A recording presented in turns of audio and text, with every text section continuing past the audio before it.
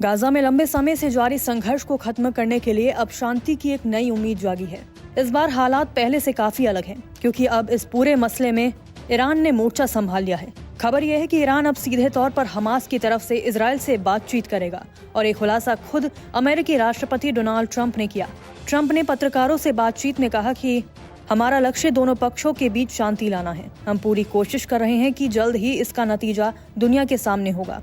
अब तक America, Qatar, तुर्की और सऊदी अरब जैसे बिचौलियों के जरिए गाजा में युद्ध विराम और शांति समझौते की कोशिश कर रहा था, लेकिन इन प्रयासों में कोई ठोस सफलता नहीं मिली। कुछ दिनों पहले ट्रंप के विशेष दूत विटकॉफ ने दावा किया था कि एक समझौता करीब है, लेकिन हमास और इजराइल दोनों ही पक्षों ने उस प्रस्ताव को सीधे तौर पर समर्थन नहीं दिया।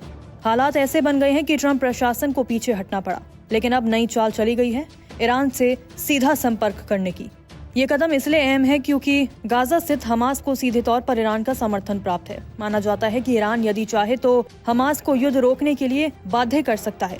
इसी वजह से अमेरिका ने अब मध्यस्थों को दरकिनार करते हुए ईरान से संवाद शुरू कर दिया है।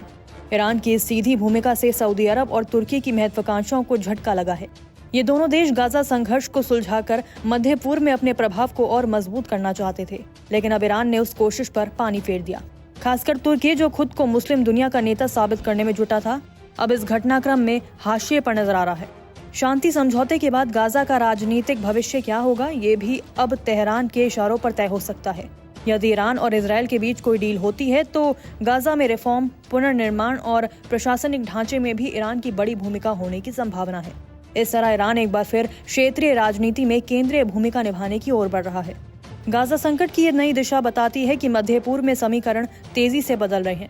ईरान की सीधी भूमिका, अमेरिका का बदला रुख और तुर्की सऊदी के लिए झटका, ये सब इस बात का संकेत है कि आने वाले दिनों में गाजा की राजनीतिक तस्वीर और क्षेत्रीय संतुलन में बड़ा बदलाव देखने को मिल सकता है।